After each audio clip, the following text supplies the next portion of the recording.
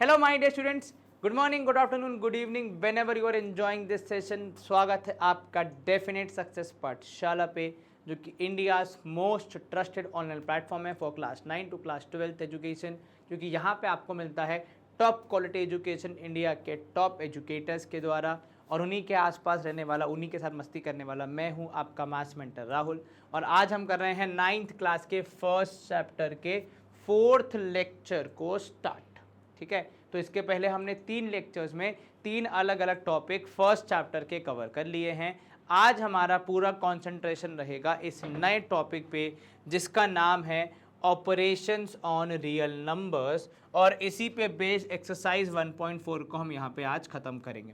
जब आपने ये वर्ड पढ़ा ऑपरेशंस, ठीक है, तो इसका बायोलॉजी वाला ऑपरेशन से कोई संबंध नहीं है। ऑपरेशंस मैथमेटिक्स में भी होते हैं। यहां से ऑपरेशंस का मतलब है मैथमेटिकल टूल्स का इस्तेमाल, अर्थात एडिशन, सब्ट्रैक्शन, मल्टीप्लिकेशन, डिवीजन, ठीक है, तो और भी अलग अलग चीजें जो कि दो नंबर्स के बीच में हो सकती हैं। अब आप मुझसे ये सवाल जरूर पूछिएगा कि sir addition, subtraction, multiplication, division तो मैं बचपन में सीख गया था। बात बिल्कुल ठीक कही आपने, लेकिन आपने जो एडिशन, सब्ट्रैक्शन, मल्टीप्लिकेशन, डिवीजन सीखा वो कैसे सीखा? सर जब हम छोटे थे फर्स्ट सेकंड में, तो हमने सिंपल काउंटिंग नंबर्स का या नेचुरल नंबर्स का एडिशन, सब्ट्रैक्शन, मल्टीप्लिकेशन सीखा, राइट? फेयर इनफ, हाँ जी सर। उसके बाद थोड़े बड़े हुए, हमारे सामने इंटीजर्स आ गए, तो हमने इंटीजर्स का एडिशन, सब्ट्रैक्शन, मल्टीप्लिकेशन सीखा। फिर हमने फ्रैक्शंस का भी एडिशन, सब्ट्रैक्शन, मल्टीप्लिकेशन सीखा, और डेसिमल वाले नंबर्स का भी सीखा, राइट? तो जैसे जैसे नए नए नंबर आते गए, वैसे वैसे हमने सबका एडिशन, सब्ट्रैक्शन, मल्टीप्लिकेशन और डिवीजन सीखने की ओर अपने कदम बढ़ाए। बात बराबर है? बिल्कुल सर। अब जब हम क्लास 9th में रैशनल और इर्रेशनल नंबर्स को पढ़ चुके हैं, ठीक है, रैशनल और इर्रेशनल नंबर्स को जब हम पढ़ चुके हैं, तो इनका एडिशन, सब्ट्रैक्शन, मल्टीप्लिकेशन, डिवीजन कैसे होगा वो सीखना भी तो बनता है ना।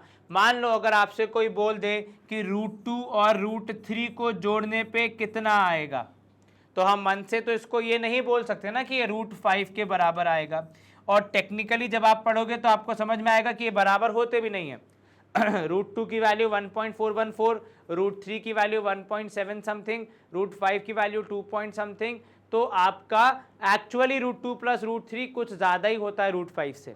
तो ऐसा कोई रूल नहीं है कि आप यहाँ पे ये हमेशा याद रखें कि सीधे सीधे एडिशन, सब्ट्रैक्शन, मल्टीप्लिकेशन, डिवीजन हो जाएगा। हमें यहाँ पे बहुत सारी चीज़ें सीखनी पड़ेंगी, बहुत सारे नियम, कायदे, कानून प्रैक्टिस करने पड़ेंगे। और ये ऐसा नहीं है कि पहली बार कर रहे हो। आपने ये काउंटिंग नंबर्स में भी सीखा है कि जब मान लो आपका एडिशन 10 से ऊपर चला जाए तो फिर आप कैरी फॉरवर्ड करोगे या आप आगे लेके जाओगे उसको, है ना। सब्ट्रैक्शन करना है तो कैसे करना है, छोटे नंबर में से बड़ा नंबर अगर सब्ट्रैक्ट हो रहा है तो बोरो करना है। ये सारे क्या हैं? ये सारे रूल्स एंड रेगुलेशंस हैं, ये सारे ऑपरेशंस हैं नंबर्स के, जो कि हमने पहले सीखे हैं। और आज भी हमारा ध्यान ऐसे ही ऑपरेशंस पे रहेगा, ऐसे ही मैथमेटिकल टूल्स पे रहेगा, जिनकी सहायता से हम समस्याओं को सुलझाएंगे। किसकी समस्याओं को? तो एक्सरसाइज 1.4 की। क्लियर हो गई बात पूरी? बिल्कुल सर, चलिए बहुत बढ़िया। अब यहां देखो क्या लिखा है। You have learn in previous classes sorry, थोड़ा गला, चलिए अब बढ़िया है ना। थोड़ा क्या अपने इंजन को थोड़ा वो लगता है ना ऐसे कि धक्का लगता है कि चालू होने के लिए। हाँ यहाँ देखो, so you have learned in earlier classes that rational numbers satisfy the, तो आपने ये पहले पढ़ा है। कब पढ़ा है भैया? 7वीं 8वीं में आपने ये चीज पढ़ी होगी कि जो रैशनल नंबर्स होते हैं, जो रैशनल नंबर्स होते हैं वो सैटिस्फाई करते हैं कौन सी प्रॉपर्टीज को? कम्यूटेटिव, एसोसिएटिव और डिस्ट्रीब्यूटिव लॉस को। किसके? एडिशन के और मल्टीप्लिकेशन के। आपको याद होगा क्लास 8th में आपने पूरा एक टेबल बनाया है जिसमें आपने ये सब पढ़ा है, ठीक है। More over if we add, subtract, multiply or divide except by 0 to rational numbers we still get a rational number. अगर आप दो रैशनल नंबर्स को ऐड, सब्ट्रैक्ट, मल्टीप्लाई, डिवाइड करते हैं तो फिर आपको रिजल्ट में रैशनल नंबर ही मिलता है। That is a rational number is close with respect to addition, subtraction, multiplication and division. तो ये जो प्रॉपर्टीज हैं, ये जो मैथमेटिकल टूल्स हैं, ये जो मैथमेटिकल कॉन्सेप्ट्स हैं जिनको हम प्रॉपर्टीज भी कहते हैं, इनको आपने रैशनल नंबर्स के लिए तो भली भांति पढ़ा है, लेकिन अब की बार जब आप क्लास 9th में आ गए हो तो आपके सामने केवल रैशनल नंबर्स नहीं है, आपके सामने उससे भी एक बड़ा चैलेंज है इरैशनल नंबर्स का।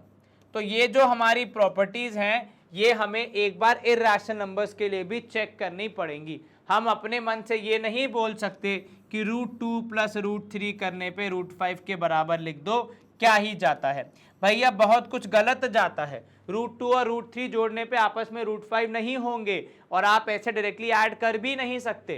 तो वो सारे नियम, कायदे, कानून समझना जरूरी है ताकि हम करेक्ट वे में मैथमेटिक्स को, इरैशनल नंबर्स को अप्रोच करें। ठीक है, ये क्लियर हो गया। मान लो अगर मुझे कभी कोई रैशनल नंबर या इरैशनल नंबर को ऐड करना है तो इसका जवाब क्या होगा? क्या ये 2 + √5 बोले तो √7 हो जाएगा, या यहाँ पे ये रूट के बाहर आ जाएगा? तो एग्जैक्टली इस तरीके की जैसी भी समस्या हमारे समक्ष आएगी उससे कैसे डील करना है, कैसे उन्हें ऐड, सब्ट्रैक्ट, मल्टीप्लाई, डिवाइड करना है, क्या उसके नियम बने हैं, वो हम आज के सेशन में पढ़ने वाले हैं। और ये जरूरी क्यों है भैया? क्योंकि सर अगर नियम, कायदे, कानून नहीं पता होंगे तो गलती हो जाएगी। चलिए, it turns out that irrational numbers जो हैं आपके, इरैशनल नंबर्स जो हैं वो भी काफी सारी प्रॉपर्टीज को सेटिस्फाई करते हैं। जैसे कम्यूटेटिव प्रॉपर्टी को करते हैं, एसोसिएटिव प्रॉपर्टी को करते हैं और डिस्ट्रीब्यूटिव प्रॉपर्टी को भी यहाँ पे सेटिस्फाई करते हैं।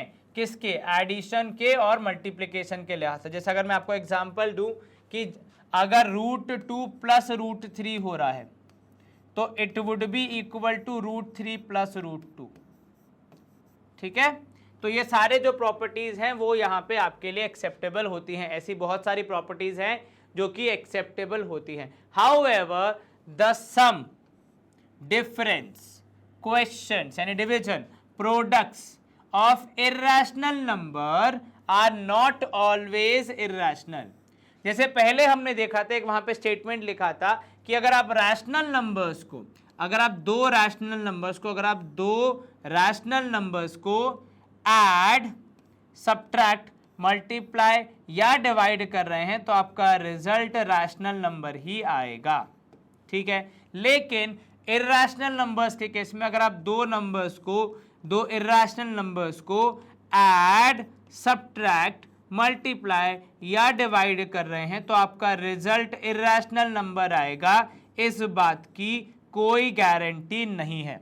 इस बात की तो है कि हाँ भैया, अगर आप दो रैशनल नंबर्स को ऐड, सब्ट्रैक्ट, मल्टीप्लाई, डिवाइड कुछ भी करेंगे तो आपका रिजल्ट रैशनल ही आएगा। लेकिन इरैशनल नंबर्स के केस में ऐसा हो सकता है कि आप अगर दो इरैशनल नंबर्स को ऐड, सब्ट्रैक्ट, मल्टीप्लाई, डिवाइड करें तो आपका फाइनल रिजल्ट इरैशनल ना हो। एक बात समझना यहां पे, अगर मुझे किसी स्टेटमेंट को ट्रू करवाना है तो वो सारे केसेस में ट्रू होना चाहिए। अगर मुझे किसी स्टेटमेंट को फॉल्स करवाना है तो उसके लिए एक ही स्टेटमेंट काफी है, एक ही एग्जाम्पल काफी। जैसे यहां पे अगर आप देखेंगे, मैं यहां पे क्या कर रहा हूं, ये √6 एक इरैशनल है, -√6 दूसरा इरैशनल है। दोनों को अगर मैं ऐड करूंगा तो मेरा रिजल्ट आएगा 0, which is not a irrational number. 0 is a rational number. √2 irrational है और √2 इरैशनल है। दोनों को अगर मैं सब्ट्रैक्ट करूंगा तो भी मेरा रिजल्ट आएगा 0, अगेन अ रैशनल नंबर। हालांकि ऐड मैंने किसको किया था, ऐड और सब्ट्रैक्ट में इरैशनल को इरैशनल से कर रहा हूं, पर रिजल्ट मेरा रैशनल आ रहा है। √3 × √3, अगेन √3 इरैशनल है, बिल्कुल सर। दोनों को मल्टीप्लाई करने पे जवाब आएगा 3, which is a rational number. √17 / √17 दोनों इरैशनल है, दोनों को डिवाइड करने पे रिजल्ट आएगा 1, which is a rational number. ठीक है, तो यहाँ पे क्या हुआ, मेरे पास एक नहीं 5 6 ऐसे मतलब हजारों केस आ सकते हैं जहां पे मैंने दो इरेशनल नंबर्स को ऐड, सब्ट्रैक्ट, मल्टीप्लाई या डिवाइड करने की कोशिश की, तो मेरा जो रिजल्ट आया वो एक रैशनल नंबर आ गया। तो जिसको मैं कर रहा था सॉल्व वो इरेशनल थे, पर जिसको मैंने रिजल्ट में लेके आया मैं मैथमेटिकल टूल्स के हिसाब से ही वो रैशनल हो गए। तो आप ये वाली प्रॉपर्टी को हमेशा ध्यान रखेंगे कि ऐसा कोई रूल नहीं, क्योंकि एमसीक्यू में आ सकता है कि इनमें से कौन सी प्रॉपर्टी इरेशनल नंबर्स की नहीं है, ठीक है, तब आपको ध्यान रखना है। चलिए moving ahead, let us look at what happens when we add और multiply a rational number with an irrational number. For example √3 is irrational, ठीक है। तो अब यहाँ पे हम एक्सपेरिमेंट कर रहे हैं कि अगर मैं ऐड और मल्टीप्लाई करूं इन दोनों को, किसको, एक रैशनल नंबर को एक इरेशनल नंबर के साथ, अभी मैं ऐड और मल्टीप्लाई करने को देख रहा हूं, ठीक है। जैसे यहाँ पे मैंने √3 को इरेशनल लिया है, ठीक है, और उसमें अगर मैं ऐड करूं 2 तो वो 2 + √3 है, मल्टीप्लाई करें तो वो 2√3 हो जाएगा। तो यहाँ पे देखना क्या लिखा है यहाँ पे कि ऐड या मल्टीप्लाई करने पे उनके बीच में कुछ होता नहीं है, बस सिर्फ वो साथ में आके बैठ जाते हैं, ठीक है, और एक साथ लिख दिए जाते हैं, पर उसमें कोई मैथमेटिकल ऑपरेशन फर्दर नहीं होता है। जैसे अगर मैं 2 + 5 लिख दूं, ठीक है, तो यहाँ पे आंसर क्या आएगा, अभिषेक बताना 2 + 5 करने पे कितना आएगा। तो देखो अभिषेक ने तपाक से बोल दिया कि सर इसका आंसर आएगा 7। अभिषेक कौन है भैया, बहुत ही इंटेलिजेंट मतलब व्यक्ति है जो कि हमारी टीम का पार्ट है, ठीक है। तो 2 + 5 करने पे 7 आएगा। ये क्या हुआ, ये नेचुरली उसके मुंह से निकल गया, ठीक है। अब ये बोल रहा है मेरे भैया मेरे मुंह से निकल गई, तो 2 + 5 7 आएगा, ये नेचुरली हम करते हैं, ठीक है। माइनस भी अगर मैं करूंगा कि भैया 2 - 5 करना है, तो अभी भी उसके देखो आवाज निकल रही है कि भैया -3 आएगा, ठीक है। अब बात समझना, कहना क्या चाह रहा हूं मैं, यहाँ पे ये हमने प्रैक्टिस किया, ये हमने नियम बना के रखे, इनको हम ऐड, सब्ट्रैक्ट, मल्टीप्लाई, डिवाइड कर सकते हैं, तो हम यहाँ पे कर रहे हैं। लेकिन जब आप रैशनल और इरेशनल की बात करते हो तो पहली बात तो वो दोनों अलग अलग कैटेगरी ऑफ नंबर्स से आ जाते हैं, और आपको भी पता है कि भैया चाहे स्कूल हो, चाहे कॉलेज हो, चाहे जीवन हो, अगर आप एक ही जगह से बिलोंग नहीं करते हैं तो दिक्कत तो आती है ना। मतलब अगर आप दो अलग अलग क्लास के हैं और साथ में घूम रहे हैं, किसी टीचर ने पकड़ लिया तो आपको फिर डांट पड़ेगी, भैया दो अलग अलग क्लास के साथ में कैसे घूम रहे हो। आप जब कॉलेज में रहोगे या जाओगे जब, तो दो अलग अलग ब्रांच के होगे तो साथ में घूम रहे होगे, तो प्रोफेसर बोलेंगे भैया साथ में काहे घूम रहे हो। दोस्त हो, ठीक है, और अगर आप अलग अलग मोहल्ले में रहते हो तो भी साथ में घूमोगे तो भैया फिर दिक्कत तो, क्योंकि लोग बोलेंगे कहाँ जा रहे हो भैया, किस मोहल्ले में जा रहे हो। तो ये बात आपको समझ में आनी चाहिए यहाँ पे कि एक है इरेशनल, दूसरा है रैशनल। तो उस केस में एडिशन, सब्ट्रैक्शन, मल्टीप्लिकेशन, डिवीजन इतना आसान नहीं होता है। ऐसा क्यों, क्योंकि देखिए सर जो √3 है उसका डेसिमल एक्सपेंशन नॉन टर्मिनेटिंग है, ठीक है, लेकिन जो आपका 2 है उसका डेसिमल एक्सपेंशन तो टर्मिनेटिंग है, वो तो खत्म हो गया, 2.0 है वो। तो दो अलग अलग नेचर के नंबर्स को, दो अलग अलग दिखने वाले नंबर्स को हम ऐड कैसे करेंगे, ठीक है। तो जब आप यहां पे देखोगे तो 2 + √3 जो होगा और जो ये 2√3 होगा वो कैसे हो जाएंगे सर, वो दोनों हो जाएंगे इरेशनल नंबर्स। मतलब 2 जो पहले रैशनल था, जब वो इरेशनल 3 के संपर्क में आया, ठीक है, जब वो इरेशनल 3 के संपर्क में आया तो वो क्या बन गया स्वयं, चाहे वो एडिशन हो या सब्ट्रैक्शन या फिर आपका मल्टीप्लिकेशन हो, वो स्वयं इरेशनल बन गया। वो कहते हैं ना कि जब आप दोस्त बनाते हो तो आपकी अच्छी आदतें उसे लगे ना लगे, उसकी बुरी आदत आपको जरूर लग जाती है। होता है कि नहीं होता है, बिल्कुल होता है सर। अब जैसे अगर आपका दोस्त क्रिकेट का प्रेमी है तो और अगर वो खेलने जाता है तो वो आपको भी लेकर चले जाएगा, ठीक है। पर अगर आप पढ़ाई में दिन में 3 घंटे पढ़ाई करते हैं तो विरला ही पॉसिबल है कि आपके 3 घंटे पढ़ने की प्रैक्टिस को आपका दोस्त भी अपना ले। मुश्किल है, बहुत ही ज्यादा मुश्किल है।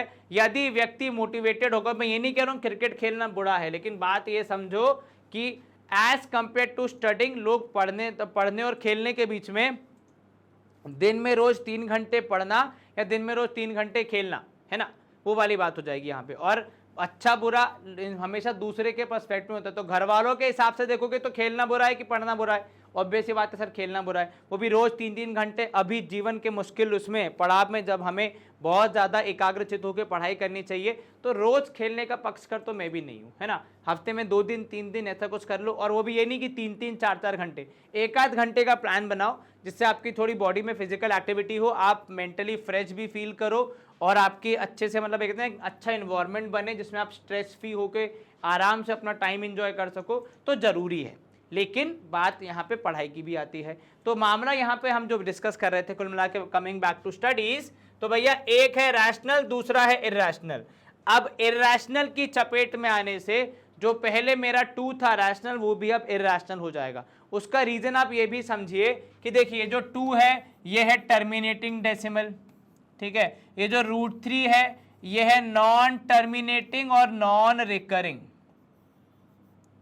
ठीक है। अब जब मैं इनको ऐड करूंगा, ठीक है, तो non terminating and non recurring, जब हम इनको ऐड या मल्टीप्लाई करें, ऐड करो या मल्टीप्लाई करो, तो जो रिजल्टेंट नंबर होगा, चाहे वो 2 + √3 हो, चाहे वो 2 √3 हो, होगा क्या, √3 के एग्जिस्टेंस की वजह से ये भी non terminating and non recurring में कन्वर्ट हो जाएगा।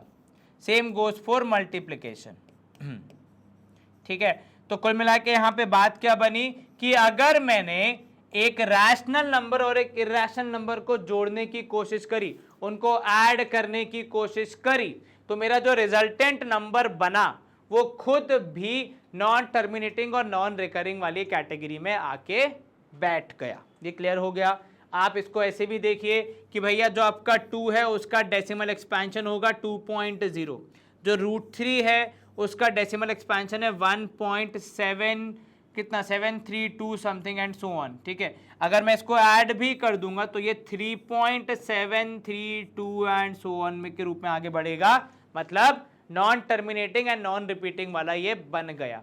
क्लियर हो गई ये बात? बिल्कुल सर, कहीं कोई दिक्कत यहाँ पे जरा से भी नहीं सर। तो सारे एग्जाम्पल, सारे यहाँ पे जो भी हमने एक्टिविटीज करी उसको ध्यान में रख के आप यहाँ पे सोचो कि आपका जवाब क्या होना चाहिए जब भी आप किसी रैशनल या इर्रेशनल नंबर को क्या कर रहे हो, सॉल्व कर रहे हो। तो बिल्कुल सर हमारा जवाब हर बार यही होना चाहिए कि अगर आप एक रैशनल और इर्रेशनल को क्या कर रहे हैं, ऐड या सब्ट्रैक्ट कर रहे हैं, तो फिर आपका आंसर क्या आएगा यहाँ पे, आपका आंसर यहाँ पे आना चाहिए इर्रेशनल, ठीक है। कोई दिक्कत तो नहीं, जरा सी भी नहीं। चलो बहुत बढ़िया, गुड टू गो है जी। हाँ जी सर, इसका अगर आपको स्क्रीनशॉट लेना तो एक बार देख लो, मैंने आपको सारे तरीकों समझाने की कोशिश करी है, ठीक है। वहां पे टर्मिनेटिंग डेसिमल एक्सपेंशन था, उसमें नॉन टर्मिनेटिंग और नॉन रिपीटिंग को जोड़ दोगे तो सारे नॉन वाले आ जाएंगे साथ में। ये हमने एब्सोल्यूट वैल्यू का रख के भी देख लिया, तो भी हमारा जवाब वही आ रहा है कि ये है टर्मिनेटिंग डेसिमल एक्सपेंशन, ये है non terminating and non repeating. तो भैया non terminating and non recurring जो है ये है, यही आगे कंटिन्यू हो जाएगा। जो रिजल्टेंट होगा वो भी non terminating and non repeating वाली कैटेगरी में जाके गिरेगा। क्लियर हो गई ये बात? बिल्कुल सर, चलिए बहुत बढ़िया। तो यहाँ से हमने क्या सीखा, इस पूरे ये जो हमने अगले पिछले 5-10 मिनट बिताए वो क्या बिताए कि रैशनल और इर्रेशनल को ऐड या फिर रैशनल और इर्रेशनल को मल्टीप्लाई करोगे तो आपका रिजल्टेंट इर्रेशनल ही हो जाएगा, ठीक है ना। चलो बहुत बढ़िया। अब यहां देखो एग्जाम्पल है हमारे पास कुछ, check whether 7 √5 7/√5 √2 + 21 π - 2 are irrational numbers और नॉट, आपको चेक करना है। चलिए 7 √5, अब जो 7 √5 है उसको अगर मैं यहाँ पे देखूं तो 7 मेरा रैशनल है, √5 इर्रेशनल है। पर अगर एक रैशनल और इर्रेशनल का मल्टीप्लिकेशन होगा तो आपका जो रिजल्ट होगा वो क्या होगा, वो होगा रैशनल या फिर इर्रेशनल। सर वो तो इर्रेशनल हो जाएगा, बिल्कुल ठीक कहा आपने। तो यहाँ पे रिजल्ट होगा इर्रेशनल नंबर, 7 √5 तो इर्रेशनल है। दूसरा वाला जो है इसके बाद वो है 7/√5, उसका जरा सोच के बताओ मुझे 7/√5 का क्या होगा। सर अगर हम 7/√5 को देखेंगे तो यहाँ पे वो चर्चा का विषय, क्योंकि हमने जो अभी तक बात देखी है, ठीक है, मतलब जो प्रैक्टिस किया है उसमें तो हमने केवल एडिशन और मल्टीप्लिकेशन को देखा था। यहाँ पे तो आपने और भी एक्टिविटीज करा दी, तो इसका हम क्या बोल सकते हैं भैया। तो यहाँ पे देखो इस केस में मैं क्या करूंगा, मैं करूंगा भैया देखो 7/√5 है, ठीक है। मुझे यहां पे थोड़ा सा और मैथमेटिकल कह सकते हो आप ऑपरेशंस को लगाना पड़ेगा। तो मैं क्या करूंगा, मैं यहां पे कोशिश करूंगा कि ये जो डिनोमिनेटर में √5 है ये किसी तरीके से ऊपर आ जाए, ठीक है। उससे क्या होगा सर, उससे हम यहाँ पे शायद कुछ टिप्पणी कर पाएंगे, क्योंकि हमें 7/5 यानी 7 और √5 के मल्टीप्लीकेशन के बारे में तो पता है। तो अगर मैं नीचे वाले इर्रेशनल नंबर को रैशनल बना पाया तो मेरा काम यहाँ पे हो जाएगा। तो उसको रैशनल बनाने के लिए मैंने क्या किया, मैंने कहा देखो एक √5 है, अगर मैं कहीं से दूसरा और √5 ले आऊं तो मेरे लिए क्या हो जाएगा, √5 का √5 से मल्टीप्लीकेशन हो जाएगा, जो कि मुझे एक रैशनल नंबर दे देगा इन द फॉर्म ऑफ 5। लेकिन फ्रैक्शन में अगर डिनोमिनेटर में कुछ मल्टीप्लाई करो तो उसे बैलेंस आउट करना पड़ता है न्यूमरेटर के साथ। तो ये हो जाएगा 7/5 यानी 7 इंटू √5 अपॉन √5 इंटू √5, ठीक है। तो ऊपर हुआ 7 इंटू √5 और नीचे हो गया 7/√5, ठीक है। ऊपर हुआ 7 इंटू √5 और नीचे हो गया √5 इंटू √5। चलिए 7 इंटू √5 मतलब ये हो जाएगा 7√5, है ना। नीचे √5 इंटू √5 हो जाएगा 5। ये जो प्रोसेस मैंने किया, इस प्रोसेस का नाम है, इस मेथड का नाम है रैशनलाइजिंग द डिनोमिनेटर, जिसमें आप एक फ्रैक्शन के किसको, डिनोमिनेटर को इरैशनल से रैशनल बना देते हो मैथमेटिकल टूल्स का इस्तेमाल करके, ठीक है। ये हम और डिटेल में पढ़ेंगे, पर अभी मुझे क्या करना था, अभी मुझे पहले इस सवाल का जवाब देना था। तो मैंने क्या किया, मैंने यहाँ पे एक मैथमेटिकल टूल का इस्तेमाल किया, जहां पे मैं डिनोमिनेटर में से √5 को हटा पाया, ताकि मैं कुछ तो टिप्पणी कर पाऊं कि भैया रैशनल है या फिर नहीं है, ठीक है। अब यहां देखो, इसकी वजह से क्या हो गया, मेरे पास अब जो नया फ्रैक्शन आया है उसका जो न्यूमरेटर है वो तो इरैशनल है, पहले ही हमने बोल दिया। जो डिनोमिनेटर है वो रैशनल नंबर है। लेकिन आपने भी पढ़ा है कि भैया संगति का असर बुरा जल्दी होता है, अच्छा वाला बाद में होता है। तो यहाँ पे जो रिजल्ट होगा वो भी हमें क्या मिलेगा, इरैशनल नंबर ही मिलेगा, क्योंकि इरैशनल नंबर को हटा पाना, तो गायब कर पाना असंभव है या मुश्किल है। उसका कारण क्या होता है भैया, सर उसका कारण बहुत सिंपल सा यही हो जाता है कि सर इरैशनल नंबर की तो कोई परिभाषा ही नहीं है ढंग की, उसकी कोई सीमाकरण ही नहीं है, उसका कोई डेफिनेशन, कोई डेफिनेट शेप नहीं है, कोई डेफिनेट परिभाषा नहीं है, कोई डेफिनेट प्रॉपर्टीज नहीं है, ना वो टर्मिनेटिंग है ना वो रिकरिंग है। तो मैं कैसे कहीं पे समाप्त करूं उसको भाई। अगर मुझे डिवाइड भी करना है तो मैं 7√5 की अगर निकालूंगा डेसिमल वैल्यू तो वो कैसी आएगी, वो आएगी नॉन टर्मिनेटिंग, अर्थात आप करते जाओगे डिवाइड और नंबर्स आते जाएंगे। तो जब किसी चीज के होने की सीमा ही नहीं पता है तो फिर हम उसका रिजल्ट कैसे निकालेंगे। ये क्लियर हो गया, बिल्कुल सर। आपको हल्की सी झलक भी मिल गई किसकी, रैशनलाइजिंग द डिनोमिनेटर वाले कॉन्सेप्ट की। अब देखो नेक्स्ट है क्या, √2 + 21, ठीक है। तो ये हमारा पहला था 7√5, ठीक है। ये दूसरा 7/√5, थर्ड हम क्या देखेंगे भैया, √2 + 21। अब इसमें भी अगर मैं ऑब्जर्व करूं, √2 मेरा इरैशनल है, 21 रैशनल है, पर अगेन क्योंकि इरैशनल में रैशनल जुड़ रहा है तो वो इरैशनल की प्रॉपर्टीज को एक्सेप्ट कर लेगा, non terminating and non recurring बन जाएगा, ठीक है, क्लियर है। देन उसके बाद फोर्थ देखो π-2, पाई इरैशनल है, उसमें से 2 माइनस कर दिया तो समंदर में से 2 लोटी निकाल लोगे तो कुछ खास फर्क पड़ेगा नहीं, तो ये भी इरैशनल की ही कैटेगरी में गिरेगा, ठीक है। देखो पाई की वैल्यू क्या होती है, 3.14 something something something something, obvious ही बात है। उसकी तो आपने भी देखा था कितनी ज्यादा वैल्यूज लोग निकाल चुके हैं और वो अब तक खत्म ही नहीं हुआ है। तो भैया 3.14 समथिंग समथिंग समथिंग समथिंग में से अगर मैं 2 माइनस कर दूंगा तो भी 1.14 समथिंग समथिंग समथिंग समथिंग बचेगा, है कि नहीं। तो जब वो बच रहा है तो मतलब वो क्या होगा, वो होगा इरैशनल, क्योंकि वो समथिंग समथिंग जो मैंने बोला वो चल ही रहा है, वो पाई के साथ भी चल रहा था, वो -2 करने के बाद जो रिजल्ट आया उसके साथ भी चल रहा है। तो वो जो समथिंग समथिंग के 3 डॉट हम लगाते हैं उसकी वजह से इरेशनल घोषित करना ही समझदारी है। क्लियर हो गई है? बिल्कुल सर, कोई आपत्ति यहाँ पे जरा सी भी नहीं सर, ये तो बड़ी आसानी से हमने कर लिया।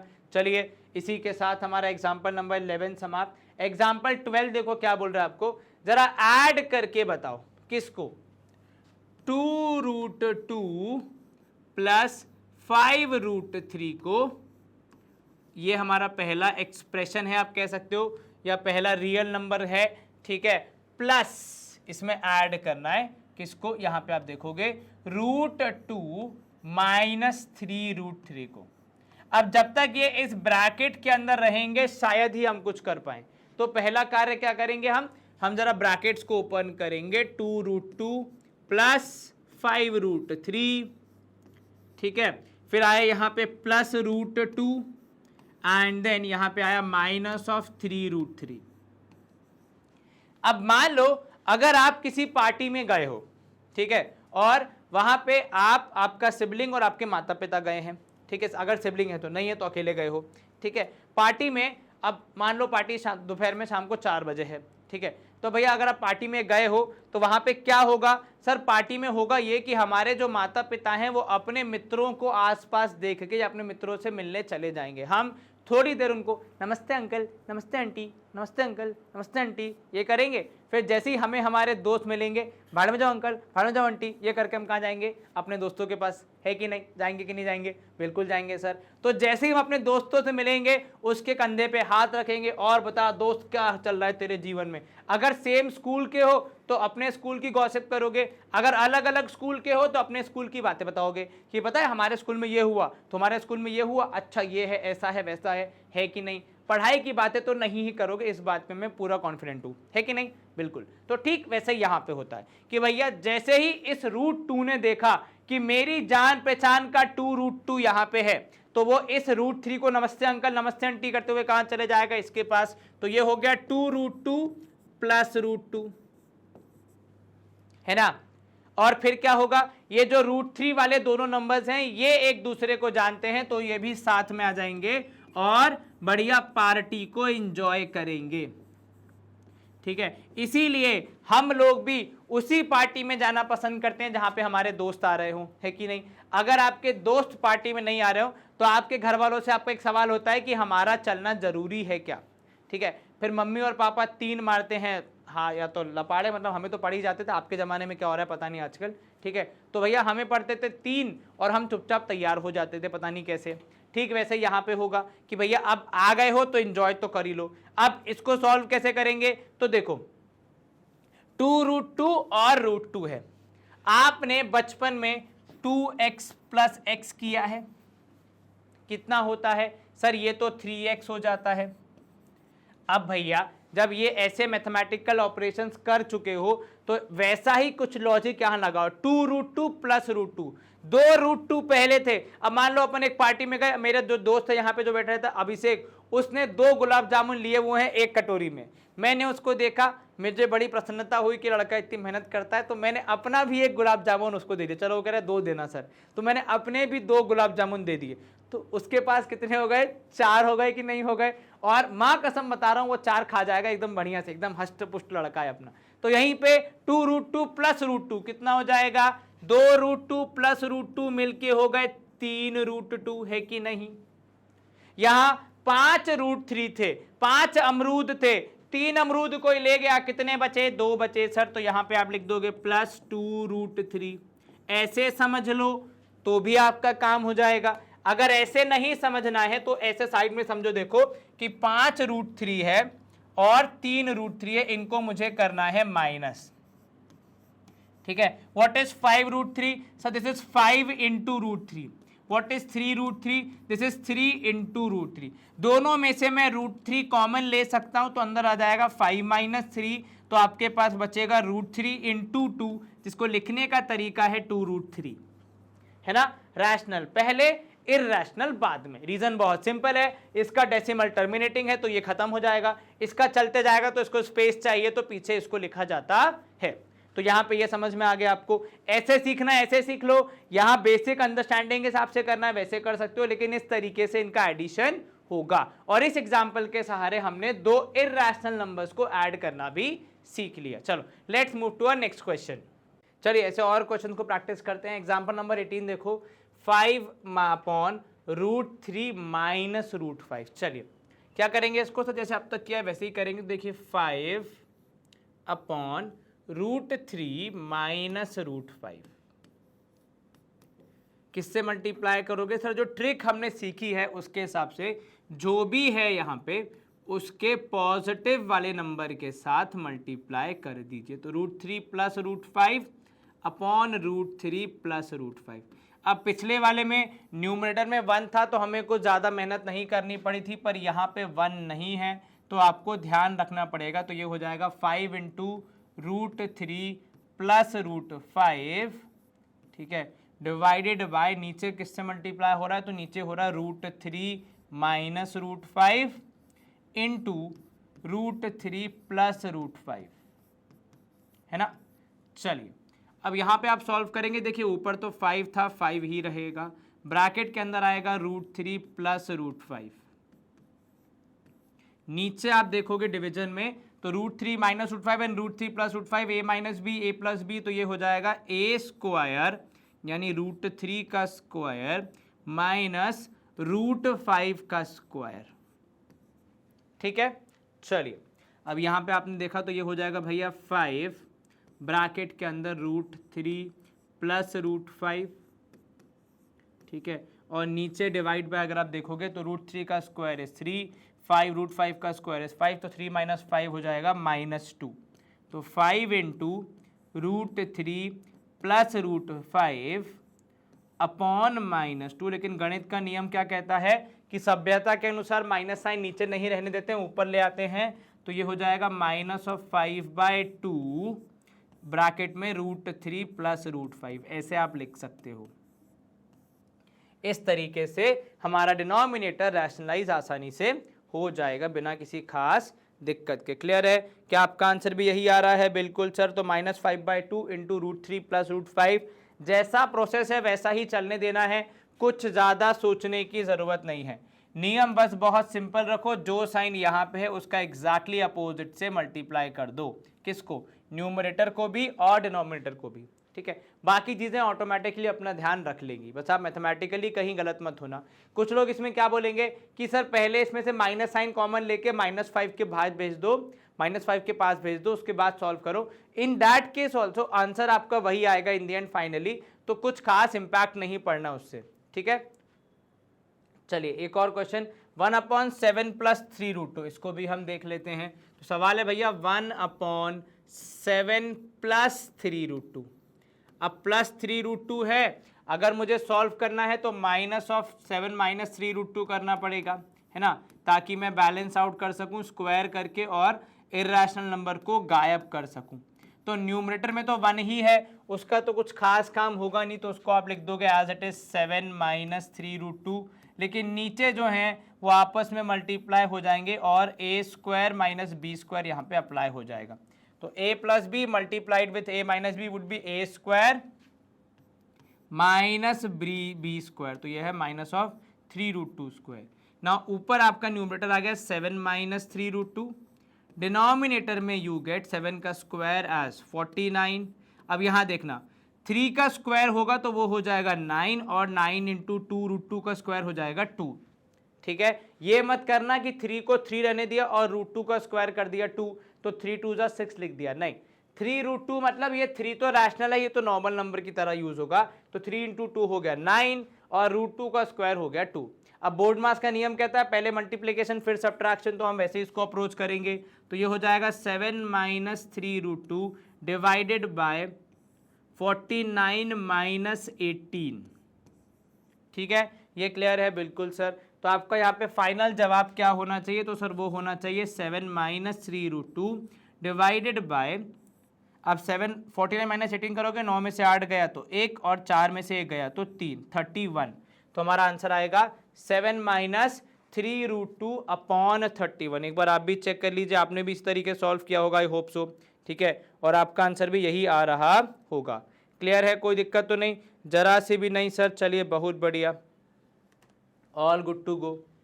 अब यहाँ देखो नेक्स्ट, यहाँ पे हमारी एक्सरसाइज शुरू हो जा रही है, ठीक है। क्या करना है हमें, अब यहाँ पे पहला ही सवाल हमसे कह रहा है कि क्लासिफाई करना है आपको फॉलोइंग नंबर्स को एज रैशनल और इरैशनल। 2 माइनस रूट 5, अब यूं तो 2 रैशनल है और रूट 5 इरैशनल है, और हमने क्या पढ़ा है कि अगर आप रैशनल और इरैशनल को ऐड या सब्ट्रैक्ट करते हैं तो आपका जो रिजल्टेंट नंबर होगा वो इरैशनल ही होगा। तो ये जो 2 + 2 माइनस रूट 5 है ये एक इरैशनल नंबर है। ये क्लियर हो गया, कहीं कोई दिक्कत जरा से भी नहीं सर, आसानी से हो गया। हाँ जी सर, ये तो हमने सीधे सीधे कॉन्सेप्ट को अप्लाई करके अपना आंसर बता दिया कि हमारा आंसर कितना आ रहा है। तो सर हमारा आंसर यहाँ पे अगर हम देखें तो आ रहा है कि ये इरैशनल नंबर है। चलिए very good. Second question, 3 + √23 minus √23। अब बिना सवाल को पूर्णतः अप्रोच किए सीधे रिजल्ट पे कभी आप पहुंचोगे तो गलती हो सकती है। यहां पे हम क्या करेंगे, ब्रैकेट दिख रहा है तो ब्रैकेट को ओपन करेंगे, तो 3 + √23 माइनस √23। अब ये तो बहुत ही सीधी सी बात यहाँ पे समझ में आती है कि अगर √23 एक बार पॉजिटिव है तो एक बार नेगेटिव है, इसलिए वो हो जाएगा कैंसिल। तो कुल मिला के मेरा जो आंसर आएगा फाइनल सब कुछ सिंप्लीफाई करने के बाद वो आएगा 3, which is a rational number. Clear हो गई बात यहाँ पे? बिल्कुल सर, कहीं कोई दिक्कत जरा सी भी नहीं सर। तो बिना पूरी बात को जाने परखे समझे अगर आप सवाल को सॉल्व करेंगे तो गलती होने के चांसेस हमेशा रहते हैं, इसलिए प्रॉपरली सॉल्व करके कीजिएगा। अब ये देखिएगा 2/√7 अगर इसको आप देखेंगे तो यहाँ पे आप ये कर सकते हैं कि जो रूट वाले हैं वो एक तरफ और जो अपने नॉर्मल नंबर्स हैं जैसे रैशनल, ये जो रैशनल नंबर्स हैं 2 और 7 इंटीजर्स हैं वो एक तरफ, तो ये 2/7 अलग हो गया, √7/√7 अलग चलेगा। अब √7 को √7 से जब मैं डिवाइड करूंगा तो वो आपस में हो जाएंगे कैंसिल, तो मेरे पास केवल कितना बचेगा, मेरे पास बचेगा in the end finally 2/7 which is a rational number, है ना। कहीं कोई दिक्कत जरा सी भी नहीं सर, होगी तो आपको सूचित करेंगे। पर अभी जो हमने ये सीखा वो ये बात कि बिना फाइनली पूरा सिंप्लीफाई करे अगर मैं किसी रिजल्ट पे पहुंचूंगा तो प्रॉब्लम आ सकती है और मेरा सवाल गलत हो सकता है। अब यहां देखो नेक्स्ट 1/√2।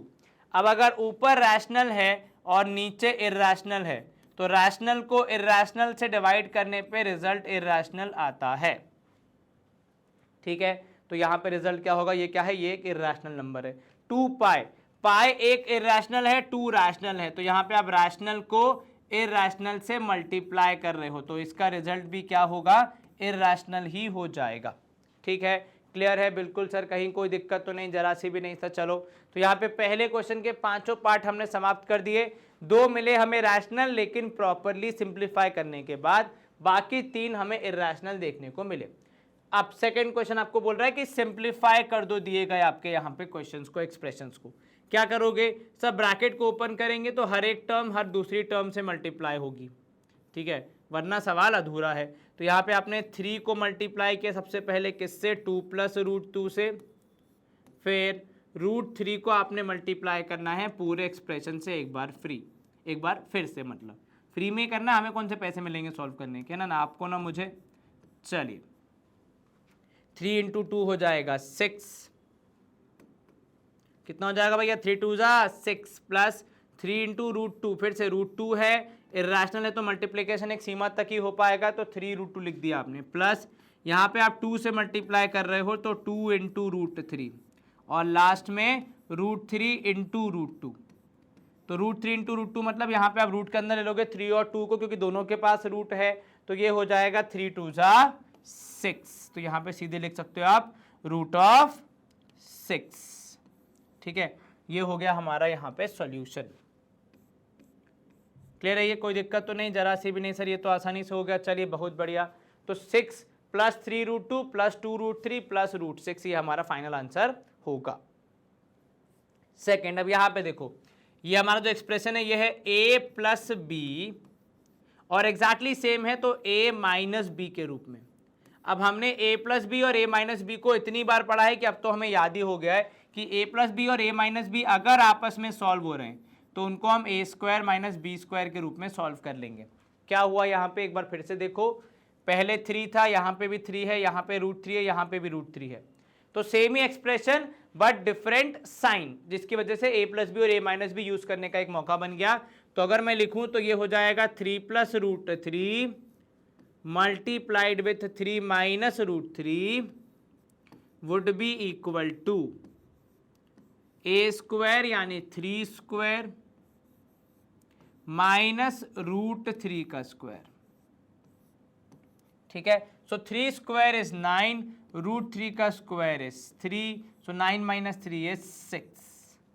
क्लियर हो गई है? बिल्कुल सर, कहीं कोई आपत्ति सवाल में? नहीं सर, पिछला वाला भी इजी था, ये वाला भी हम आसानी से कर पाए, कोई खास दिक्कत नहीं आई अभी तक। तो चलिए बहुत बढ़िया, all good to go. Yes sir, moving ahead, √5 plus √2 का square. Now this again resembles to which type of question? तो सर हमने पढ़ा है a प्लस बी का होल स्क्वायर, दो टर्म का एडिशन का square is equals to a square plus b square plus 2ab।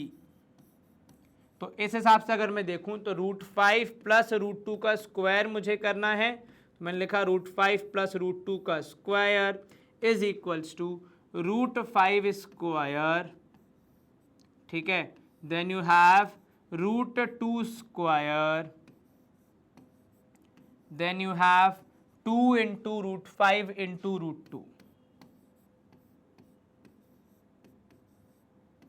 ठीक है, अब फिर से क्या होगा सर, स्क्वायर और रूट कैंसिल, तो यहां हमारे पास 5 आ जाएगा, 2 आ जाएगा, तो मैंने लिखा यहाँ पे 5, यहाँ पे स्क्वायर और रूट कैंसिल 2, और यहाँ पे हो जाएगा प्लस 2 इंटू 5 2 ज़ा 10, तो ये हो जाएगा √10।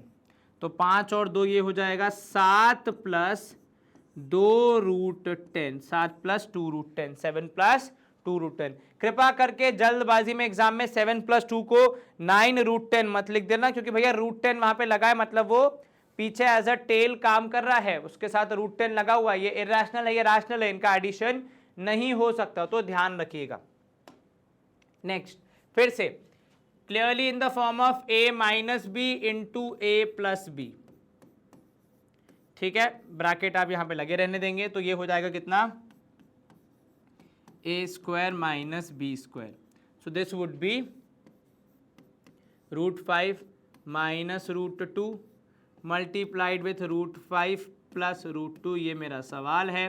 दोनों को यहाँ पे साइन अपोजिट है, लेकिन सेम ही एक्सप्रेशन है, तो a minus b, a plus b के तहत √5 का स्क्वायर हो जाएगा और √2 का स्क्वायर हो जाएगा। तो ये हो जाएगा 5 minus 2 that is equal to कितना, दैट इज इक्वल टू 3। चलिए गुड टू गो है। कितना हो गया सर, ये हो गया 5 माइनस 2 इज इक्वल्स टू 3 के बराबर एज आर आंसर। यहाँ पे हमने इजीली पता लगा लिया, a माइनस बी और a प्लस बी थे, तो हमने आइडेंटिटी का इस्तेमाल करके इसको सॉल्व कर दिया। इरेशनल थे, लेकिन फिर भी आइडेंटिटी लग रही थी, तो हम लगा सकते, उसमें कोई किसी को आपत्ति नहीं होती है।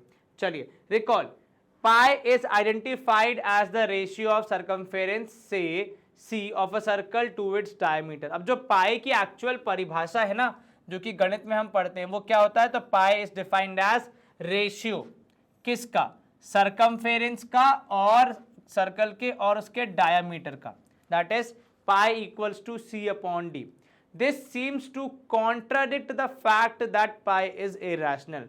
How would you resolve this, how would you resolve this contradiction? अब ये जो कह रहे हैं, इनका कहना है कि भैया देखो, पाई जो है वो रेशियो होता है किसका, पाई रेशियो होता है सर्कमफेरेंस ऑफ अ सर्कल का, ठीक है, डिवाइडेड बाय इट्स डायामीटर।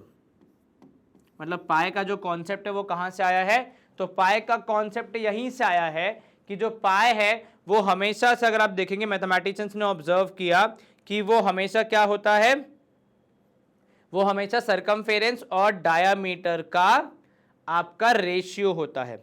ठीक है, और यहां पे अगर आप देखोगे कि आप यहां पे समझोगे कि भैया देखो, ये कह रहे हैं कि पाई तो आपने कहा इरेशनल है, लेकिन यहां पे तो आप कह रहे हो कि वो सर्कमफेरेंस और डायामीटर का रेशियो है। अब किसी भी सर्कल का जो सर्कमफेरेंस होगा वो भी एक फिक्स वैल्यू होगी, किसी भी सर्कल का जो डायामीटर होगा वो भी एक फिक्स वैल्यू होगी। तो यहाँ पे अगर मैं देखूं तो मेरा न्यूमरेटर भी एक रैशनल नंबर आ सकता है और डिनोमिनेटर भी रैशनल नंबर आ सकता है। तो क्या यहाँ पे हम ये नहीं कहेंगे कि ये जो पर्सपेक्टिव आप डेवलप कर रहे हो इसकी वजह से पाई एक रैशनल नंबर हो जाएगा? इस बारे में हमें चर्चा करनी है, और अगर हम इस बारे में चर्चा कर पाए, अगर हम इस बारे में सोच पाए, तो हमें फिर यहाँ पे इसका जवाब मिलेगा कि क्या ये कॉन्ट्रडिक्शन है या फिर ये नहीं है। ठीक है, ये आपको सोचना है। अब देखो यहाँ पे जब आप सरकमफेरेंस मेजर करते हो, ठीक है, एक तो हो गया फॉर्मूले से मेजर करोगे, ठीक है, दूसरा जो आप मेजर करोगे वो मेजर करोगे किसी डिवाइस से या फिर किसी तरीके से। आप मान लो जैसे आपने क्या किया, आपने एक सर्कल बनाया, ठीक है, और उसके अराउंड एक धागा लपेटा। एग्जाम्पल दे रहा हूं मैं, आपने एक सर्कल बनाया, उसके अराउंड एक धागा लपेटा और फिर अराउंड मतलब कहाँ पे, बाउंड्री पे धागा लपेटा, उसकी लेंथ पता लगाई और बोल दिया कि सरकमफेरेंस इतना होगा। फिर आपने एक और चीज करी, इस सर्कल के सेंटर को आइडेंटिफाई करके आपने पता लगाया कि इसका डायमीटर कितना होगा, है कि नहीं, और फिर आपने बताया कि पाई की वैल्यू इतनी आएगी। लेकिन वहां पे जब आप मेजरमेंट कर रहे हैं तो वहां पे भी आप एक अप्रॉक्सीमेट वैल्यू ही ले रहे हैं। वो ऐसे कि इसके अराउंड जब आप धागा लपेटेंगे तो वो एग्जैक्ट लपेटेंगे, इसकी कोई गारंटी तो है नहीं। क्यों भैया? क्योंकि सर अगर आप यहाँ पे धागा लपेटने की कोशिश भी करेंगे तो वो थोड़ा 19-20 तो होगा ही, है कि नहीं, है ना। तो यहाँ पे कोई भी कॉन्ट्राडिक्शन नहीं है। सवाल वैसे एग्जाम के लिहाज से ऐसा कोई इंपॉर्टेंट नहीं है, लेकिन समझने वाली बात यह है कि ये जो दो चीजें हैं, जैसे हम पाई को यूज करते हैं सॉल्व करते समय 22/7, है ना, तो ऐसे देखा जाए तो हम जब यूज करते हैं पाई एस 22/7 तो फिर तो पाई रैशनल हो गया क्योंकि 22/7 तो रैशनल है। लेकिन वहां पे जो हम पाई को यूज करते हैं वो एग्जैक्टली 22/7 के बराबर नहीं है। It is close to being equal to 22/7। ठीक वैसे ही यहां पे है, जब आप ये वैल्यूज निकालेंगे फॉर्मूला छोड़ के, क्योंकि अगर फॉर्मूला लगा दोगे तो वहां पे पाई आ ही जाएगा। फॉर्मूला छोड़ के जब आप ये वैल्यूज निकालते हैं और आप एब्सोल्युटली रियल फिगर्स को इस्तेमाल करके निकालते हैं तो वहां पे जो आपको वैल्यू मिलती है सरकमफेरेंस और डायमीटर की, वो ट्रू वैल्यू नहीं मिलती है, बल्कि आपकी ट्रू वैल्यू के आसपास की वैल्यू मिलती है, जिसको हम यूजुअली यूज करके अपना फॉर्मूला डेवलप करते हैं। ठीक है, कोई दिक्कत तो नहीं यहाँ पे? बिल्कुल नहीं सर, पाई इर्रेशनल था, पाई इर्रेशनल है और पाई इर्रेशनल रहेगा। Pi is a ratio of circumference and diameter. ठीक है, अब ये जो सरकमफेरेंस और डायमीटर है ये सर्कल के साथ चेंज होते रहेगा, बार बार आपको नई वैल्यूज मिलती रहेंगी। तो इट्स अ रेशियो, कोई फिक्स नहीं है कि इसका रेशियो हमेशा 2/5 होगा या 3/7 होगा, ऐसा कुछ फिक्स नहीं है। ये चेंज होते रहेगा विथ एवरी सर्कल, है ना। जो भी आपको सर्कल मिलेगा उसका जो रेशियो होगा उसमें आपका सरकमफेरेंस अलग हो जाएगा, डायमीटर अलग हो जाएगा, तो फिर आपको नए सिरे से रेशियो कैलकुलेट करना पड़ेगा। रेशियो इन दी एंड आएगा पाई के आसपास ही, मतलब रेशियो आएगा इसके आसपास, लेकिन एग्जैक्टली इतना आएगा इसकी कोई गारंटी नहीं है ना, क्योंकि एग्जैक्ट सरकमफेरेंस मेजर करना हमारे लिए थोड़ा सा चैलेंजिंग टास्क हो सकता है, क्योंकि ये कर्व्ड फिगर है। ठीक है, थोड़ा मुश्किल टास्क हो सकता है, उसमें हमेशा कितना भी हम परफेक्टली करना चाहें 19-20 का मामला बनेगा ही बनेगा। चलो अब यहां पे देखो, आपको बोल रहा है रिप्रेजेंट करना है √9.3 ऑन द नंबर लाइन। अब पिछले सेशन में जब हमने नंबर लाइन पे रूट वाली वैल्यूज को रिप्रेजेंट करना शुरू किया था तो हमने वहां पे √2 को रिप्रेजेंट किया था, वहां पे हमने √3 को रिप्रेजेंट किया था, वहां पे हमने √5 को किया था। इस तरीके से हमने कुछ नेचुरल नंबर्स के रूट को रिप्रेजेंट किया था। लेकिन आज समस्या थोड़ी विकट है। विकट इसलिए है कि आपको जो रिप्रेजेंट करना है वो है √9.3। अब यहां पे आप एक चीज समझेंगे कि आप जितने भी क्वेश्चन सॉल्व करेंगे, ठीक है, उसमें ये वाली ट्रिक हर जगह एप्लीकेबल है, क्योंकि ये किसी भी नंबर का रूट नंबर लाइन पे रिप्रेजेंट करने में हमारी हेल्प करता है। ठीक है, अब देखो सबसे पहले आप इसमें क्या करोगे, सबसे पहले आप इसमें एक आपके नंबर लाइन को ड्रॉ करोगे।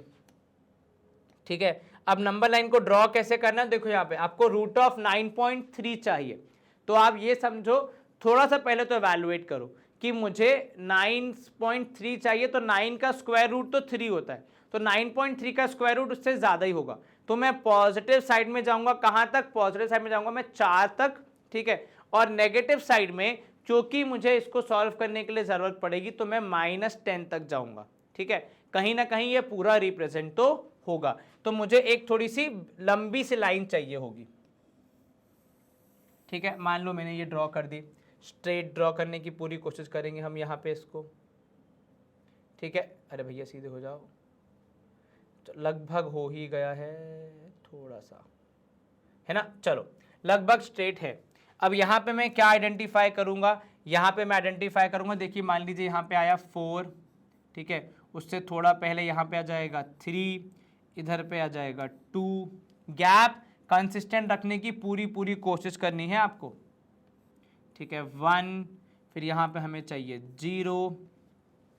ऐसे करते करते मैं कहाँ तक पहुँच जाऊँगा?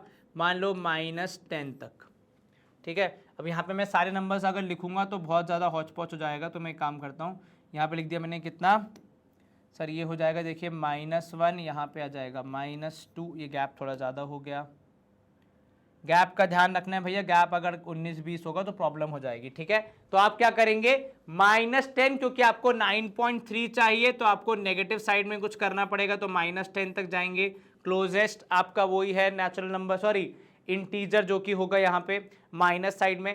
पॉजिटिव साइड में 9 का स्क्वायर रूट होता है 3, 9 का स्क्वायर रूट होता है 3, तो 9.3 का कितना होगा सर? 9.3 का जो होगा वो 3 से बड़ा होगा और 4 से छोटा होगा, तो मैं 4 तक चला गया।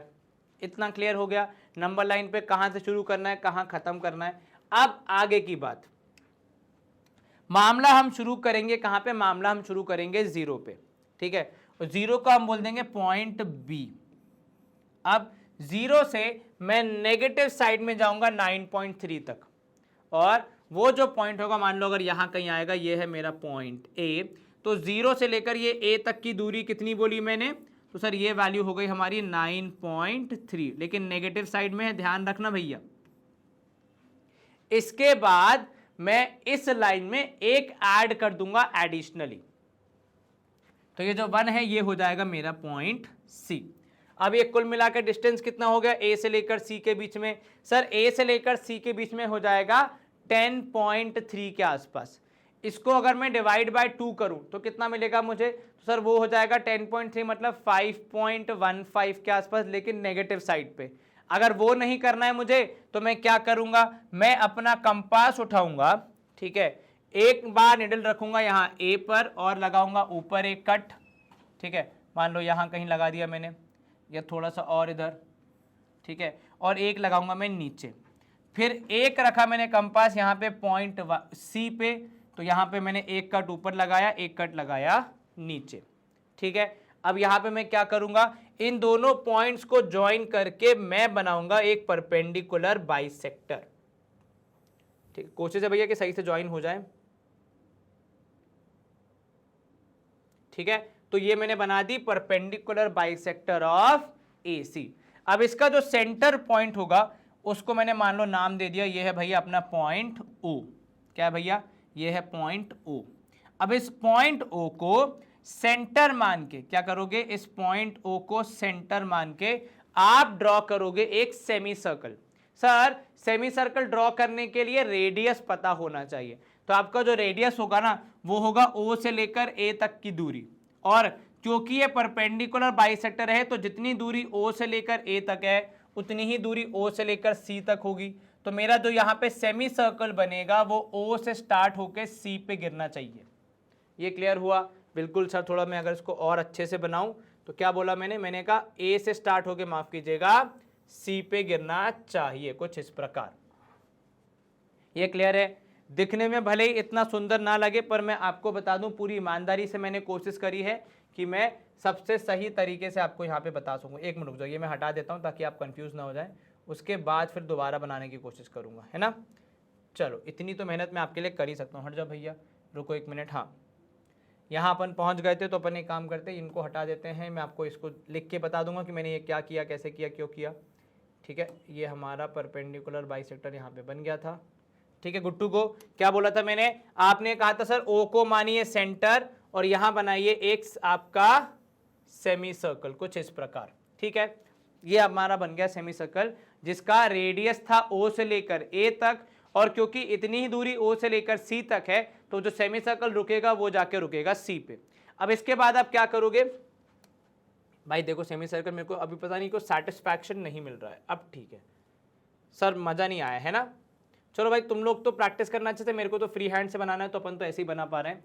अब जो बी पॉइंट है ना, इस पे बनाओगे आप एक परपेंडिकुलर, क्या बनाओगे आप, एक परपेंडिकुलर बनाओगे जो कि आपके सेमी सर्कल को टच करेगा, बस वहीं तक। अब ये जो डिस्टेंस है ये है आपका √9.3।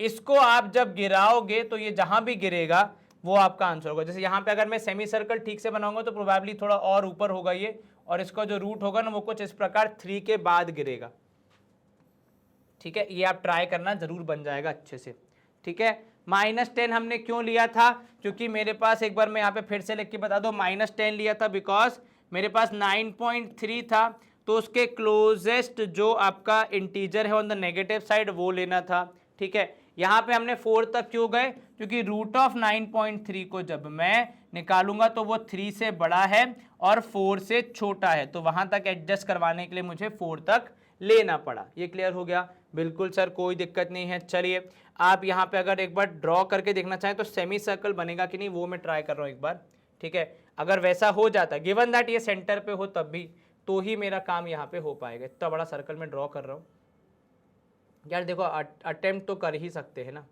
क्या बोलते हो, क्योंकि कोशिश करने वालों की कभी हार नहीं होती। और ये बनाना एकदम बढ़िया, थोड़ा सा और अपन इसको बड़ा कर लेते हैं भैया, दोबारा सर्कल नहीं बनना है, इसी को बड़ा करना है दादा।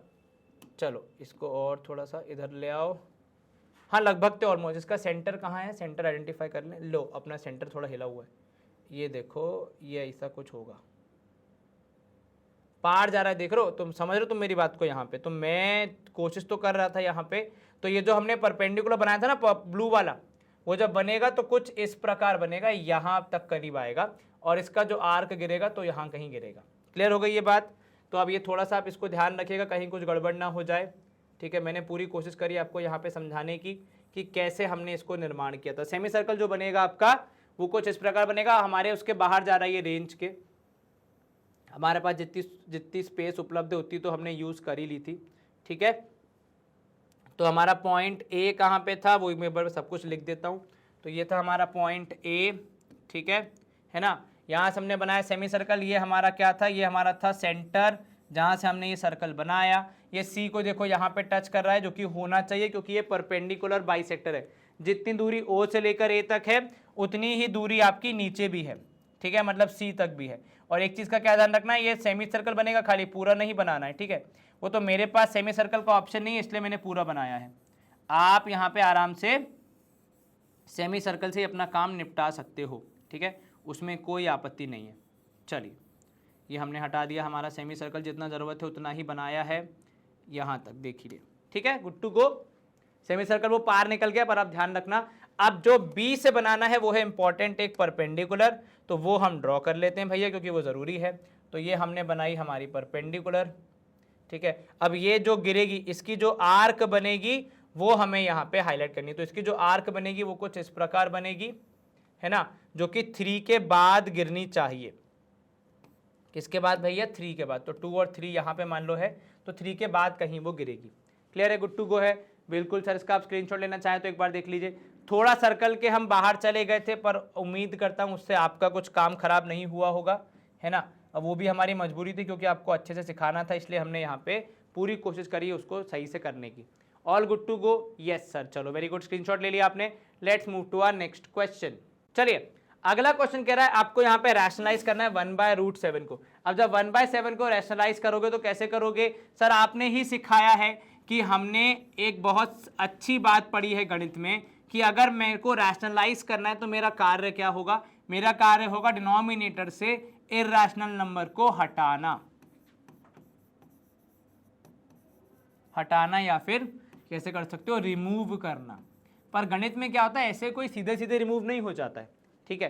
तो यहाँ पे क्या लॉजिक हम यूज कर रहे हैं? तो देखिए लॉजिक बहुत सिंपल है। हमने पढ़ा है कि अगर कभी इर्रेशनल नंबर में कोई इर्रेशनल मल्टीप्लाई नंबर किया जाता है तो कभी कभी उसका रिजल्ट रैशनल नंबर भी आ जाता है। और ये कब होता है? जब आप इर्रेशनल नंबर को उसी से मल्टीप्लाई कर दो, जैसे √2 को √2 से मल्टीप्लाई कर दो, √5 को √5 से कर दो। उसी प्रकार इसी लॉजिक का इस्तेमाल करके अगर मैं यहाँ पे ये जो √7 है इसको √7 से मल्टीप्लाई कर दूं तो शायद मेरा डिनोमिनेटर से इर्रेशनल नंबर गायब हो जाए।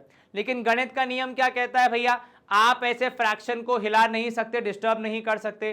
तो अगर आप नीचे √7 से मल्टीप्लाई कर रहे हो तो चुपचाप ऊपर भी √7 से मल्टीप्लाई कर दो। ऊपर √7 से मल्टीप्लाई हो जाएगा, √7 आ जाएगा। नीचे √7 मल्टीप्लाई होकर 7 हो जाएंगे। तो मेरा आंसर हो जाएगा √7/7। ये क्लियर है? कहीं कोई दिक्कत तो नहीं? जरा सी भी नहीं सर, ये तो बड़ी आसानी से हो गया। चलिए बहुत बढ़िया, simple concept, easily completed. Yes sir, very good. अब यहां पे देखो नेक्स्ट क्वेश्चन क्या है सर, ये 1/√7 माइनस √6। अब यहां पे अगर आप देखोगे तो पिछले वाले के हिसाब से तो हमने जो भी इर्रेशनल नंबर था उससे मल्टीप्लाई कर दिया था। तो यहां पे अगर मैं देखूं तो यहां पे 2 है, √7 भी है और √6 भी है। किससे मल्टीप्लाई करूं? किसी एक से करूंगा तो मेरा काम नहीं होगा। सर दोनों से मल्टीप्लाई कर दो। अब देखो दोनों से मल्टीप्लाई करेंगे तो भैया कुछ साइन वाइन क्या लगेगा वो तो कुछ सोचना पड़ेगा ना।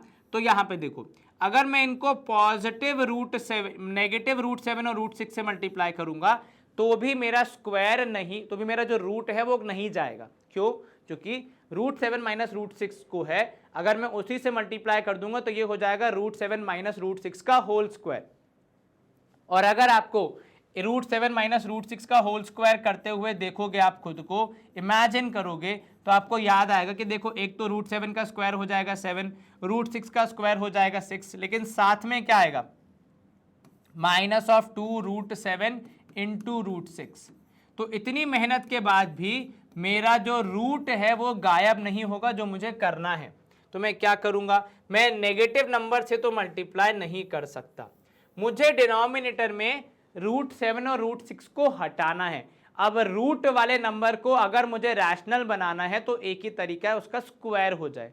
तो मैं इसको कुछ ऐसे नंबर से मल्टीप्लाई करूं जिससे इन दोनों का इंडिविजुअल स्क्वायर हो जाए, और वो होता है हमारा a-b इंटू a+b वाली आइडेंटिटी से, जिससे दोनों टर्म्स का इंडिविजुअल स्क्वायर हो जाएगा। ये क्लियर हुआ? किससे मल्टीप्लाई किया मैंने? √7 प्लस √6 से। क्यों किया? क्योंकि सर जब हमने साइन अपोजिट करके मल्टीप्लाई कर दिया है तो हमें कहीं ना कहीं मिल रहा है a-b और a+b का फॉर्म, जिसकी वजह से मैं आसानी से सवाल को सॉल्व कर पाऊंगा। तो ये मेरा a-b है, इधर है a+b, दोनों को मल्टीप्लाई करने पे मुझे मिलता है a² माइनस b², यानी रूट वाले नंबर्स का स्क्वायर हो जाएगा और रूट गायब हो जाएगा, तो मेरा काम काफ़ी हद तक तो हो ही जाएगा, है ना। ऊपर न्यूमरेटर तो एज इट इज √7 प्लस √6, नीचे अगर मैं इनको साथ में लिखूं तो मेरे पास है √7 माइनस √6 मल्टीप्लाइड विथ √7 प्लस √6। ठीक है, तो यहां पे आपने देखा √7 प्लस √6 से आगे, नीचे आइडेंटिटी के तहत a-b a+b है, तो यहाँ पे a² हो जाएगा, यानी √7 का स्क्वायर माइनस √6 का स्क्वायर। रूट और स्क्वायर आपस में कैंसिल हो जाएंगे, तो मेरे पास 7 - 6 बचेगा नीचे, ऊपर √7 प्लस √6 चलेगा, तो 7 - 6 यानी ये हो जाएगा 1। तो कुल मिला के मेरा जो सवाल है उसका जवाब क्या होगा? तो 1/√7 minus √6 would be equal to √7 plus √6 upon 1, क्योंकि 7 - 6 कितना हो जाएगा? 1 हो जाएगा। तो मेरा आंसर कितना आया? तो सर इसके हिसाब से मेरा आंसर आया √7 प्लस √6 अपॉन 1। क्लियर हो गई? ये रैशनलाइज हमने कर दिया इजीली। हाँ जी सर, चलिए बहुत बढ़िया, आगे देखते हैं। फिर से √5 प्लस √2 है, अगर मैं इसको सीधे सीधे √5 प्लस √2 से मल्टीप्लाई कर दूंगा तो मेरा रूट गायब नहीं होगा, पर अगर मैं इसको माइनस वाले से मल्टीप्लाई कर दूं तो क्या हो जाएगा? तो मेरा एक परफेक्ट पेयर बन जाएगा a+b और a-b का, जिसको सॉल्व करके हम अपना आंसर आसानी से बता सकते हैं। तो चलिए यहाँ पे देखिए, 1 से आपने मल्टीप्लाई किया तो ये तो हो जाएगा √5 माइनस √2, नीचे आपके पास आएगा √5 plus √2 multiplied with what, multiplied with √5 minus √2। चलिए गुड टू गो है जी, बिल्कुल सर। तो ऊपर तो √5 माइनस √2 ही चलेगा, नीचे आपके पास a² माइनस b² के तहत हो जाएगा √5 का स्क्वायर एंड √2 का स्क्वायर। चलिए तो ये हो गया √5 माइनस √2 अपॉन कितना सर, अपॉन √5 का स्क्वायर इज 5, √2 का स्क्वायर इज 2, 5 माइनस 2 यानी 3 हो जाएगा। तो अगर मैं यहाँ पे लिखूं तो आप लिखोगे therefore 1 upon √5 plus √2 is equal to √5 minus √2 upon 3, क्योंकि 5 माइनस 2 करने पे 3 आता है। ये तो बेसिक गणित है, इजीली हम यहाँ पे इसको तो निपटा ही सकते हैं। चलिए इसके बाद प्रोबेबली है हमारा last question of the exercise, देख लेते हैं भैया। √7 माइनस 2 है यहाँ पे। अब इसमें से एक रैशनल है एक इरेशनल है, तो हम कुछ भेदभाव नहीं करेंगे, जैसे करते आए हैं वैसे ही करेंगे। क्या करना है हमें सर, जो साइन दिया है उसके अपोजिट से मल्टीप्लाई कर दीजिए ताकि आसानी से दोनों का स्क्वायर हो जाए, तो जो रूट वाली वैल्यू है उससे हमारी जान छूट जाए, एटलीस्ट फॉर द डिनोमिनेटर। ऊपर तो 1 से मल्टीप्लाई करना है तो ऊपर तो एज इट इज रहेगा, तो √7 प्लस 2 कर दिया आपने। नीचे √7 यहाँ पे हो जाएगा ये हो जाएगा √7 माइनस 2 यानी a minus b multiplied by a plus b. ठीक है, a माइनस बी और a प्लस बी को मल्टीप्लाई करने पे मुझे मिलता है a² माइनस b², तो √7 प्लस 2 अपॉन √7 का स्क्वायर हो जाएगा यहाँ पे और 2 का स्क्वायर हो जाएगा। भैया है तो है, क्या करेंगे, चलिए तो ये हो जाएगा √7 प्लस 2 अपॉन यहाँ पे √7 का स्क्वायर इज 7, 2 का स्क्वायर इज 4। तो कुल मिला के आंसर क्या बना, तो सर 1 अपॉन √7 माइनस 2 जो था मेरा क्वेश्चन वो रैशनलाइज होके अब हो गया √7 प्लस 2 अपॉन 7 माइनस 4 यानी 3। क्लियर है, ये कोई दिक्कत तो नहीं, जरा से भी नहीं सर, आसानी से हो गया। स्क्रीनशॉट लेना चाहो तो भैया एक बार देख लो, तो √7 प्लस 2 अपॉन 3 हमारा फाइनल आंसर है। एक्सरसाइज के क्वेश्चंस कंपैरेटिवली इजी हैं, अगर आप यहाँ पे एग्जाम्पल देखोगे वो थोड़े से ज़्यादा चैलेंजिंग क्वेश्चंस हैं, तो आप वो भी कर सकते हो। चलिए गुड टू गो है जी, बिल्कुल सर। यहाँ पे होता है हमारा सेशन आज का समाप्त। हमने कर दिया है 1.4 एक्सरसाइज को यहाँ पे फिनिश, जहाँ पे हमने इर्रेशनल नंबर्स के ऑपरेशंस को सीखा और डिनोमिनेटर को रैशनलाइज करने की एक इंपॉर्टेंट एक्टिविटी को भी लर्न किया। और ये सब आप कर पा रहे थे डेफिनेट सक्सेस पाठशाला के साथ, जो कि है India's most trusted online platform for class 9 to class 12। और ये ट्रस्ट कैसे बना है, तो उसके यहाँ पे रीजंस लिखे हुए हैं, क्योंकि हम आपको प्रोवाइड कराते हैं online classes, live lectures, DPP sheets और उसके solution videos, hand written notes and study material. इन सब की वजह से आपकी जो नॉलेज डेवलपमेंट है वो अच्छे से हो पाती है, कॉन्सेप्चुअल क्लैरिटी आपको मिल पाती है और आप एग्जाम में अच्छे अंकों से उत्तीर्ण हो पाते हैं, सक्सेसफुल हो पाते हैं और हमारा ट्रस्ट आपके साथ और आपका ट्रस्ट हमारे साथ बना रहता है। अगर आप हमारे टेलीग्राम चैनल को ज्वाइन करना चाहते हैं तो उसका लिंक आपको डिस्क्रिप्शन बॉक्स में दिया है।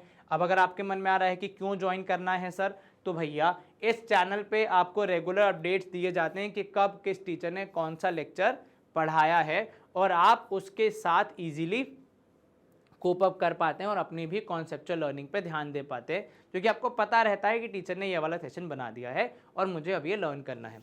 ठीक है, तो वो बहुत ज़रूरी हो जाता है, आपको रेगुलर रिमाइंडर्स मिलते रहेंगे तो आपको चिंता करने की ज़रूरत नहीं पड़ेगी। कॉन्टैक्ट नंबर्स आपको यहाँ पे डीएस के दिए गए हैं, इन केस आप कॉन्टैक्ट करना चाहें किसी क्वेरी के लिए या फिर किसी और बात के लिए।